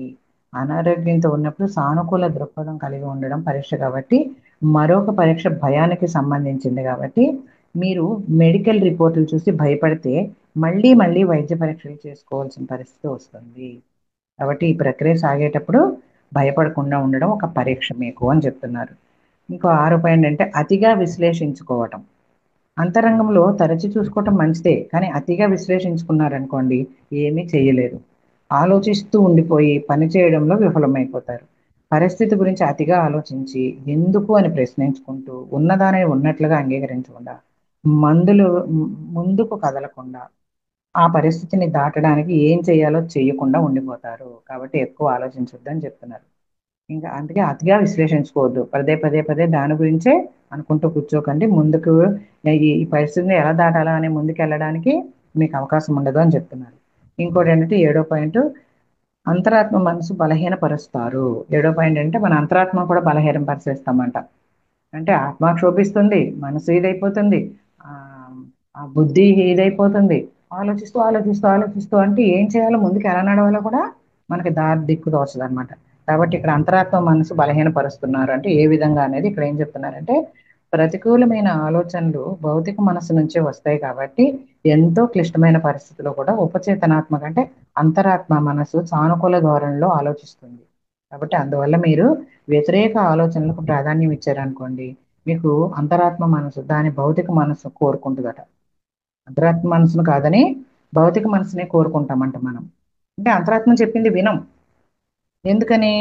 సానుకూలంగా ఉన్నాం కాబట్టి, విశ్లేషణ ఎక్కువ చేస్తాం కాబట్టి. భౌతిక మనసుకి ఏం కావాలో అది దొరుకుతుంది. అప్పుడు భౌతిక మనసుకి ఆహారం దొరికేసింది, అంతరాత్మ నిద్రాణ స్థితిలోకి వెళ్ళిపోద్ది. అప్పుడు మనం ఏం చేస్తున్నాం? దాన్ని మనమే పాడు చేసుకుంటున్నాం. మీరు పాడు చేస్తున్నారు దాన్ని, అంతరాత్మ మనసును నిర్లక్ష్యం చేస్తున్నారు అని చెప్తున్నారు. కాబట్టి ఈ విధంగా మనం ఇన్ని రకాలుగా మనకు మనమే హాని చేసుకుంటున్నాం అన్నమాట. ఇంకో ప్రశ్న ఏంటంటే, వ్యతిరేక ధోరణిలో ఆలోచించే వ్యక్తి మంచిగా ఎలా మారతాడు? వ్యతిరేక ఆలోచనలు అంటే వ్యతిరేకంగా ఆలోచిస్తూ ఉంటారు కదా, ఎప్పుడు నెగిటివ్ ఆలోచనలే వస్తాయి వాళ్ళ నుంచి. కాబట్టి వాళ్ళంట మంచిగా ఆ ధోరణిలో ఆలోచించే వ్యక్తి మంచిగా ఎలా మారతాడు? కాబట్టి ఇది కూడా చాలా చక్కగా వినండి. ఏంటంటే, మీ జీవితంలో తప్పులు చేయకుండా అన్ని రకాలుగా అదుపు చేసే అతి సామాన్య పదం ఒకటి ఉందంట: నియంత్రణ. ఏంటంటే అది భౌతిక మనసును నియంత్రించి శిక్షణ ఇచ్చి మీ ఆలోచనలను అదుపు చేయండి. అంటే మనస్సుని అదుపులో ఉంచుకోండి అని చెప్తున్నారు సింపుల్ గా. ప్రతికూలమైన ఆలోచన రాగానే దాన్ని విశ్లేషించకండి. ఇలా ఎందుకు వచ్చింది, ఇలా ఎందుకు ఆలోచిస్తున్నాను, అలా అయితే బాగుండేది, ఇలా అయితే బాగుండేది, అలా అవ్వకుండా ఉంటే బాగుండేది, ఇలా అయితే బాగుండేది, ఇలా వద్దంటున్నారు వాళ్ళు. వెంటనే దాన్ని వదిలిపెట్టండి. అలవాటుగా ఆలోచనను కొనసాగిస్తారు, కానీ ఆ అలవాటును ఆపేయడం నేర్చుకోండి.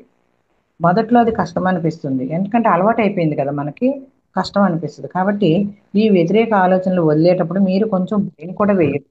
మీకు కొంచెం భయం కూడా వస్తుందట, అలా వదిలేయాలి కదా, ఎట్లా వదిలేస్తామో ఏంటి అని. కాబట్టి ఒకవేళ దీనిని గురించి విశ్లేషించుకోలేమా, ఇలా జరిగితే ఎలా, ఒకవేళ జరిగితే మొదలైన విధంగా. కాబట్టి ఇలా విశ్లేషించుకోకండి. మరి దాన్ని కొంచెం కష్టమే, మీరు భయపడతారు కూడా, కానీ ఇలా బాధపడుతుంటే జరిగే మంచి ఏముంటుంది మీకు అని ప్రశ్నిస్తున్నారు వాళ్ళు. ఏమీ మంచి జరగదు కదా. అందువల్ల వ్యతిరేక ఆలోచనని నియంత్రించండి. ఇది మొదటి అడుగు. మనం గెలవాలంటే, ముందుకు వెళ్ళాలంటే ఇది మొదటి అడుగు అంట, వ్యతిరేక ఆలోచనని నియంత్రించడం. తర్వాత అడుగు ఇంకా ముఖ్యమైనదంట. తర్వాత అడుగు ఏం ముఖ్యమైనది అంటే చూద్దాం. వ్యతిరేకమైన ఆలోచనల స్థానంలో సానుకూల ఆలోచనలు వచ్చేలా చేయండి. సానుకూలంగా ఉండడం అంటే పరిస్థితులకు సంబంధించి ఉదాత్తమైన స్వభావాన్ని అర్థం చేసుకోవడం. మీరు ఏ మార్గంలో నడిచినా ఆధ్యాత్మిక దృక్పథంతో ఉండడం నేర్చుకోండి. దీనివల్ల సమస్యలు విలువ లేనివని అర్థమవుతుంది మనకి. వాటిని ఎదుర్కోవడం కూడా మనకి సాధ్యమవుతుంది. సమస్యలు వచ్చినప్పుడు మానసికంగా, శారీరకంగా పనిచేస్తూ ఉండండి. ఎట్లా పని చేయాలో కూడా చెప్తుంది ఇక్కడ. సమస్యలు మీ మార్గాన్ని ఆపవు, అవే మీ మార్గం అయిపోతాయి. కాబట్టి మీకు జరిగే మంచి విషయాలు, ఎదురయ్యే సమస్యలు ఇవి మీ ప్రయాణంలో భాగాలే. కాబట్టి ఆశాభంగాలు జరుగుతుంటే మీరు ఎలా సానుకూలంగా ఉండగలరు? ఆశాభంగాలు కూడా నేర్చుకునే ప్రక్రియలో భాగమని తెలుసుకోవాలి. మీ ఏమి అనుకోకుండా పనులు చేయండి. అది ఇది అని ఏం అనుకోవద్దు, అలా చేసుకుంటూ పోండి అంతే అని చెప్తున్నారు. అయితే ఆశ మంచిది, దాన్ని సజీవంగా ఉంచాలి. కానీ ఇలాగే జరగాలి అనుకోవడం మాత్రం మీ అహం నుంచి వచ్చిన కోరిక. నేను అనుకున్నదే జరగాలంటే అది అహం అవద్దని చెప్తున్నారు. కాబట్టి ఏం చెప్తున్నారంటే ఇక్కడ, ఆశ ఫలితానికి సంబంధించింది కాదు. ప్రక్రియ జరుగుతున్నంతసేపు సానుకూలంగా ఉండడం, ఫలితం మీ ఎదుగుదలకు మంచిది అని నమ్మాలట. ఫలితాన్ని దేవుడికి అర్పించేయండి. ఇక్కడ అదే చెప్తాడు కదా శ్రీకృష్ణుడు, పని చేయటమే నీ ఇది కానీ ఆ ఫలితం ఆశించొద్దు అని. ఇక్కడ కూడా అదే చెప్తుంది, ఫలితాన్ని దేవుడికి అర్పించండి.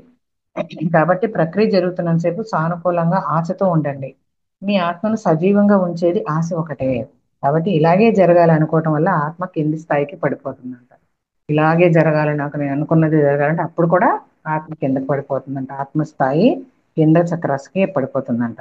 మీకు ఇష్టం లేని ఉద్యోగం చేస్తున్నారనుకోండి, ఆ సమయంలో సానుకూలంగా ఉండమంటే బహుశా అది మీకు పరీక్ష అనుకోవడం, కర్మ రుణాన్ని చెల్లిస్తున్నాను అనుకోవడం అట. మీకు జరిగిన మంచిని గురించి సంతోషించడం, బహుశా ఇతరులకు సాయం చేయడానికి అక్కడ ఉన్నారనుకోవాలట. బట్ చాలా మంది చూడండి, ఇప్పుడు చదువుతున్నారు, చదువులు తగ్గ ఉద్యోగాలు రావట్లేదు కదా, కాబట్టి చేస్తున్నారు.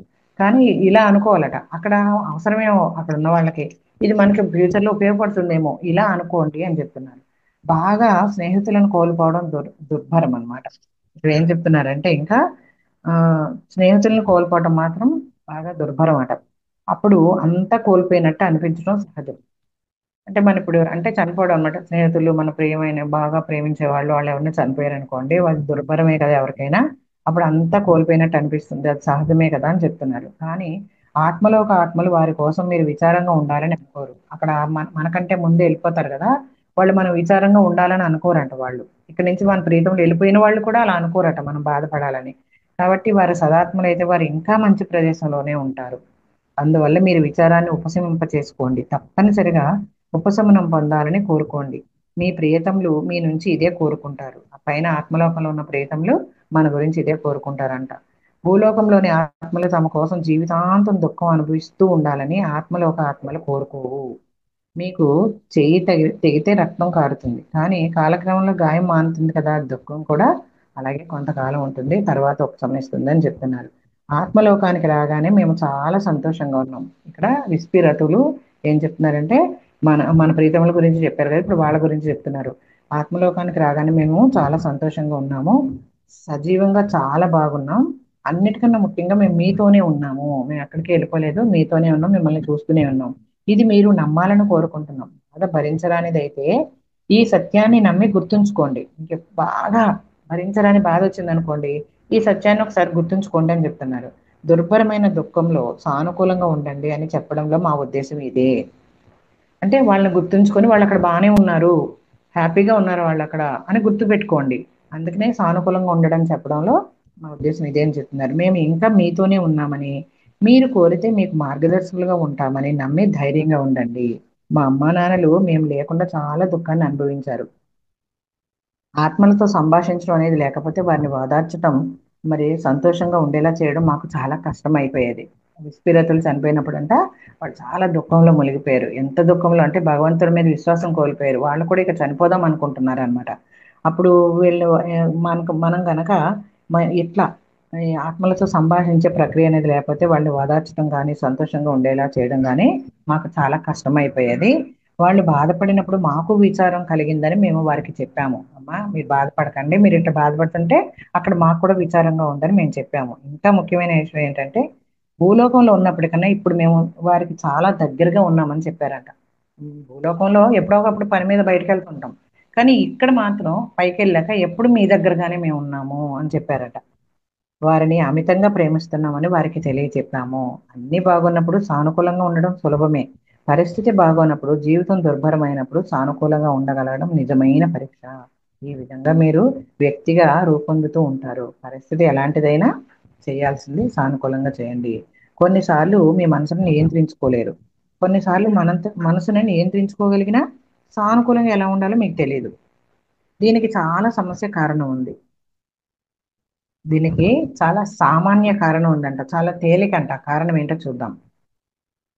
ఏంటంటే ఇది మీ సంకల్పాన్ని ఉపయోగించుకోండి. సంకల్ప స్వేచ్ఛ అని ఇచ్చారు కదా ఇక్కడ, అంటే మన సంకల్పాన్ని ఉపయోగించుకోవాలట. దీనికి భౌతిక మనసు కూడా మీకు సహకరించాలి. మన మనసు కూడా దీనికి సహకరించాలంట. వ్యక్తులు విఫలమవడానికి కారణం వారి నిబద్ధత బలహీనంగా ఉండడం అంట. వారి ప్రయత్నాలు హృదయపూర్వకంగా ఉండవంట. కాబట్టి మార్పుకు పూర్తిగా నిబద్ధత అనేది వారికి ఉండదు. అప్పుడు ఏమవుతుంది అందుకని సానుకూలంగా ఉండాలని అనుకోండి. ఎవరినైనా క్షమించాలని అనుకోండి. వినయంగా ఉండాలని కోరుకోండి. తృప్తిగా ఉండాలని అనుకోండి. మీరు అనుకునే దానిలోనే ఉన్న లాభాన్ని బట్టి మీ సఫలత వైఫల్యం ఉంటాయి. మీరు అనుకునే దాన్ని బట్టే మీకు సఫలత ఉంటుందో వైఫల్యం ఉంటుందో అనేది ఉంటాయంట. ఉదాహరణకి మిమ్మల్ని బాధ పెట్టిన వారిని క్షమించడం మీకు కష్టం అనిపించింది. అన్నీ తెలిసినా మీరు క్షమించలేకపోతున్నారంటే క్షమించడం ఎలాగో మీకు తెలియక కాదు. క్షమించడం ఇష్టం లేదు కనుక క్షమించలేకపోతున్నారు. కాబట్టి క్షమించడం తెలుసుకోండి. ఆ ఆనందం ఎలా ఉంటుందో అనుభవించండి అంటున్నారు. పరిస్థితులు అనుకూలంగా లేనప్పుడు ధైర్యంగా ఉండి సానుకూల దృక్పథాన్ని కలిగి ఉండడమే నిజంగా సానుకూలంగా ఉండడం అంటే. కాబట్టి పరిస్థితులు ఎంత క్లిష్టంగా ఉన్నా కానీ మనం ఆశను కోల్పోకూడదు. ఇక్కడ సానుకూలంగా ఉండడానికి కొన్ని పాయింట్స్ ఇచ్చారనమాట. అవి ఏంటో చూద్దాం. ఇక్కడతో ఈ రోజు అయిపోద్ది. రేపు ఇంకో పాటలోకి వెళ్దాం. సానుకూలంగా ఆలోచించడానికి ఏ మార్గాలంటే దేవుడి పైన పరిపూర్ణ విశ్వాసం ఉంచటం. మీకు ఏది మంచిదో దాన్ని ఆయన చేస్తాడు. మనకి ఏది మంచిదో అదే చేస్తాడు ఆయన అని నమ్మండి. ఆ నమ్మడం అంట. ఇంకోటి ఏంటంటే మీ కర్మను పరీక్షలను శిక్షలను అంగీకరించండి. అంటే ఏదైనా సరే యాక్సెప్టేషన్ ఉండాలి, మరి యాక్సెప్ట్ చేయాలన్నమాట. దీనిని ప్రతిఘటించకండి. ఇంకోటి మూడో పాయింట్ అంటే ప్రార్థించండి. శక్తినివ్వమని దేవుణ్ణి ప్రార్థించండి. అదేదో సినిమాలో రజనీకాంత్ శక్తినివ్వు అని పాడతాడు, అదొకటే కోరుకోండి మీరు. ఏమక్కర్లా, శక్తి వచ్చిందంటే ఏదైనా సాధించేస్తాం మనం. కాబట్టి శక్తినివ్వని ప్రార్థించండి. ఒక పరిస్థితిలో సానుకూలంగా ఉండడానికి కావాల్సిన శక్తిని ప్రార్థన ద్వారా మీరు పొందగలరు అని చెప్తున్నారు. ఇంకేం చెప్తున్నారంటే అది కూడా మీరు అడిగినప్పుడే ఇవ్వడం జరుగుతుంది. అడగకపోతే అమ్మాయినా పెట్టదంటారు కదా, అట్లా అనమాట. అడిగినప్పుడే ఇవ్వడం జరుగుతుందంట. మీ ప్రార్థన వల్ల మీ చుట్టూ సానుకూల స్పందనలు ఏర్పడి, అంటే వైబ్రేషన్స్ అన్నమాట. మీ వివేకం మెరుగయ్యి మీరు సరైన పనిని చేస్తారు అని చెప్తున్నారు. నాలుగో పాయింట్ ఏంటంటే ఉపచేతనాత్మక మనసును పని చేయనివ్వండి. అంటే ఉపచేతనాత్మక మనసు అంటే చెప్పుకున్నాం కదా, అంతరాత్మను మీరు పని చేయనివ్వండి.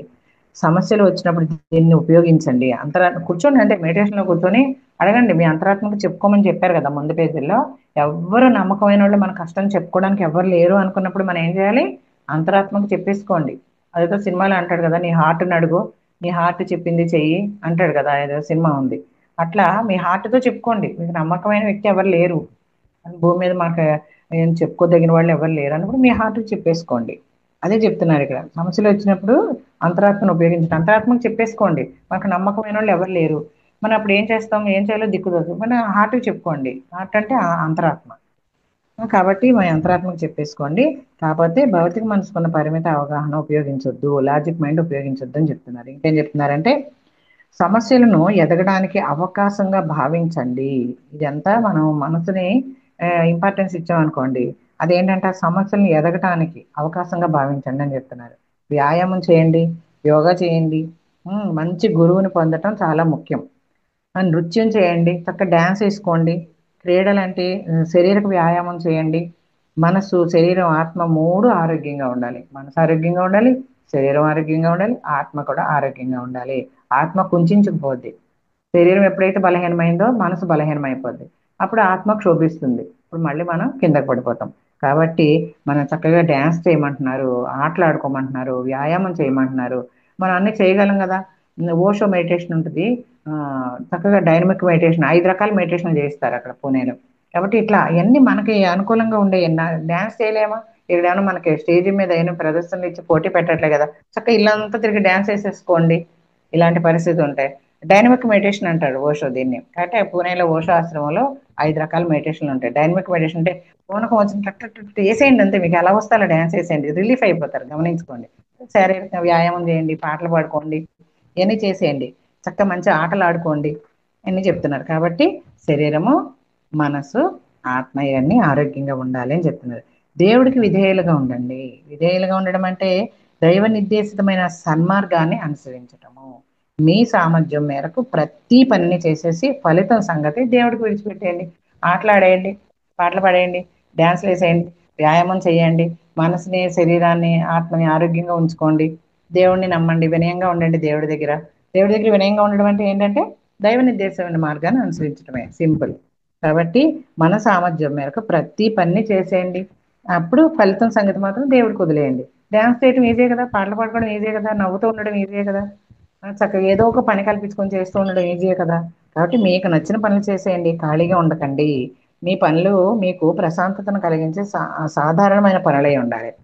మళ్ళీ ఆ పనులు ఏ పడితే చేయకూడదు. మనకి ఏది నచ్చుతుందో, ఏది ప్రశాంతంగా, ఏ పని చేస్తే మనకి ప్రశాంతంగా ఉంటుందో అలాంటి పనులు చేయాలంట. చదవడం, సంగీతం వినడం, వంట చేయటం, తోట పని, ఈత కొట్టడం, మీ హృదయాన్ని, ఆత్మను పెంపొందించేవి ఏమైనా సరే చెయ్యండి అని చెప్తున్నారు. ఇతరులతో కలిసి ఉండడం నేర్చుకోండి, ఎప్పుడు ఒంటరిగా ఉండొద్దు. మీకు నమ్మకం ఉన్న వారితో కలిసి సమయాన్ని, అనుభవాలను పంచుకోండి. మీకు స్ఫూర్తినిచ్చేవారు, సానుకూల ప్రభావాన్ని వేయగల వారితో ఖచ్చితంగా కొంత సమయం గడపండి. ఇతరులకు సాయం చేయండి. కొన్నిసార్లు మీరు బాధపడుతున్నప్పుడు మీరు చేయగలిగే మంచి పని ఏంటంటే ఇతరులకు సాయం చేయడం. మనకు బాగా బాధగా ఉంది, ఎవరిని వెళ్ళి ఎవరికైనా సాయం చేయండి. అది వంటలో కానీ, తోట పనిలో కానీ, దేంట్లో అయినా సరే ఇతరులకు సాయం చేయండి. అప్పుడు ఏముంటుందంటే మీ మీ పైన దృష్టి కేంద్రీకరిస్తే ఇలాంటి వాటిపైన దృష్టి కేంద్రీకరించామనుకోండి, అప్పుడు మన బాధ తగ్గుతుంది. నిస్వార్థంగా ఉండడం నేర్చుకోగలుగుతారు. నవ్వుతూ సరదాగా ఉండండి అంటున్నారు. 11 లాస్ట్ పాయింట్ ఏంటంటే నవ్వుతూ ఎప్పుడు చూసినా మొహం మీద చిరునవ్వు చెదరొద్దు. ఏమైనా ఖర్చు ఉందా అండి? ఇలా నవ్వు మొహం చూస్తే చాలా అందరి మొఖాలు మారిపోతాయి. చక్కగా ఎంత బాగా నవ్వుతుంది, ఎంత స్మైలింగ్ ఫేస్, ఎంత బాగా మాట్లాడుతుంది అంటే మంచి అభిప్రాయం వస్తుంది. అప్పుడు నవ్వుతూ సరదాగా ఉండండి, జీవితాన్ని సంతోషంగా గడపండి. మీకు ఇతరులకు మీ వల్ల హాని జరగకుండా జీవితాన్ని అనుభవించడానికే మీరు భూలోకంలో ఉన్నారు. మనకి ఇతరులకి కూడా ఏమి హాని కలగకుండా ఉండడానికే మనం ఉన్నామంట, జీవితాన్ని అనుభవించడానికే. ఈ రకంగా మీకు ఏది సంతోషం కలిగిస్తుందో, ఏది విచారం కలిగిస్తుందో తెలుసుకోండి. భూలోకంలో కష్టాలు పడడానికే ఉన్నామని అనుకోకండి. భూలోకంలో మనం కష్టాలు పడటానికే పుట్టేమా ఏంటని అనుకోకండి. మీ కర్మ రుణాన్ని చెల్లించాల్సిందే. నిజమే, ఒకవేళ ఉంటే ఉండొచ్చు, కానీ కర్మ రుణాన్ని అప్పు తీర్చేయాల్సిందే కదా, తప్పదు కదా. కానీ మీ భూలోక ప్రయాణం సంతోషంగా జరగాలి. మీ జీవితాన్ని మరీ అంత కష్టమని భావించకండి. హాస్య కుశలత కలిగి ఉండండి. మనం తట్టుకోలేని కష్టాలు ఏమి ఉండవంట. కాబట్టి మరీ అంత కష్టమని భావించకండి. మీ జీవిత ప్రయాణం సంతోషంగా కొనసాగించండి. హాస్య ఆ, కుశలత కలిగి ఉండండి. సరదాగా ఉండండి. సంతులత అనేది కీలకం. ముఖ్యమైనది ఏంటంటే సంతులితంగా ఉండడం, అంటే చంచలంగా ఉండకపోవడం అనమాట. ఏ పరిస్థితిని అలా తీవ్రంగా తీసుకోకండి, సీరియస్ గా తీసుకోకండి ఏ పరిస్థితిని. అలాగని తమాషాగా కూడా తీసుకోకండి. బాధ్యత నుంచి తప్పించుకోకండి. భూలోక ప్రయాణాన్ని సంతోషంగా గడపండి. హాస్యకుశలతో సరదాగా ఉండడం వెలుగులో ముఖ్య భాగాలు. ఈ వెలుగులో యొక్క కాంతిలో ముఖ్య భాగాలట ఏంటి? ఎప్పుడు నవ్వుతూ ఉండడం, సానుకూలంగా ఉండడం. ఆత్మలోకంలో అందరికీ హాస్య కుశలత ఉంటదట. మేము ఏం చేస్తారట, వీళ్ళు చేసే పనిని ప్రేమిస్తారట వాళ్ళు. అక్కడ అక్కడ కూడా ఇక్కడ మనకి ఎలా ఉంటాయి, అక్కడ కూడా వాళ్ళ పనులు వాళ్ళకు ఉంటాయని చెప్పుకున్నాం కదా. అట్లా పనిని ప్రేమిస్తారట. మా అస్తిత్వాన్ని కూడా ప్రేమిస్తాం. మేము బాగా నవ్వుతూ ఉంటాం, పాటలు పాడుకుంటాం, నృత్యాలు చేసుకుంటాం, మనకు పండుగలు కూడా ఉంటాయట అక్కడ. కాబట్టి ఆత్మలోకానికి వచ్చినప్పుడు పండుగ అంటే ఏమిటో మీకు అర్థం చేసుకుంటారు. ఇప్పుడు నేను చెప్తే అర్థం కాదంట మనకి, అక్కడికి వచ్చినప్పుడు అంటే మనకు అర్థమవుతుందంట. మీరు ఆయన పని చేస్తున్నందుకు ఇంకా మీకు తెలియనిది, మాకు కూడా తెలియనిది చాలా ఉన్నందుకు, నిజంగానే తెలియని దానిని మన ప్రయాణంలో మన కోసం నిరీక్షిస్తున్న దాని గురించి పండుగ చేసుకుంటామట. చూడండి, ఈ పండుగ ఎలా చేసుకుంటాం? మనకి ఇంకా తెలియని దానికోసం. కాబట్టి ఆ మా మాకు తెలియంది కూడా చాలా ఉన్నందుకు, ఇంకా వీళ్ళకు కూడా పైకి ఇంకా తెలియని చాలా ఉన్నాయి కదా, అందుకు పండుగ చేసుకుంటారట. మన ప్రయాణంలో మన కోసం నిరీక్షిస్తున్న దాని గురించి పండుగ చేసుకుంటాం. మన కోసం ఏదో మంచి నిరీక్షిస్తూ ఉంది కదా, దానికోసం పండుగ చేసుకుంటారట. సంతోషంగా ఎందుకున్నామంటే, ప్రయాణంలోని ఈ దశలోనే, ఈ అస్తిత్వంలోనే ఇంత సంతోషంగా ఉన్నామంటే, మనం ఏడో విశ్వానికి చేరి దేవుడికి సన్నిహితంగా వెళ్తున్నప్పుడు ఇంకెంత ఆనందంగా ఉంటాం. అక్కడ ఏదో మన కోసం సంతోషం ఎదురు చూస్తుంది, మంచి ఎదురు చూస్తుంది అని అనుకుంటేనే ఇంత సంతోషంగా ఉన్నాం కదా. మరి ఏడో విశ్వాసాన్ని అంటే ఏడో విశ్వం, ఇక్కడ 7 విశ్వాలు ఉంటాయని చెప్పుకున్నాం కదా. ఆ విశ్వంలో ఒక చిన్న భాగం ఒక భూమి అనమాట. అన్నెన్నో విశ్వాలు ఉన్నాయి, అందులో ఒక విశ్వానికి చెందింది ఒక చిన్నది భూమి. కాబట్టి ఏడో విశ్వానికి చేరి దేవుడికి సన్నిహితంగా ఇంకా ఇలా ఇలా ఇలా సంతోషంగా డ్యాన్స్ చేసుకుంటూ, ఆటలాడుకుంటూ, పాటలు పాడుకుంటూ, అందరికీ సాయం చేస్తూ ఇలా వెళ్తుంటే ఏడో విశ్వానికి వెళ్తున్నాం కదా, దేవుడికి సన్నిహితంగా దగ్గరికి వెళ్ళబోతున్నాం కాబట్టి ఇంకెంత ఆనందంగా ఉంటుంది. కాబట్టి ఖచ్చితంగా పండుగ చేసుకోవాల్సిన విషయం ఇది. మీరేం కష్టపడకండి, సరదాగా జీవించండి అని చెప్తున్నారు అనమాట. Thank you very much.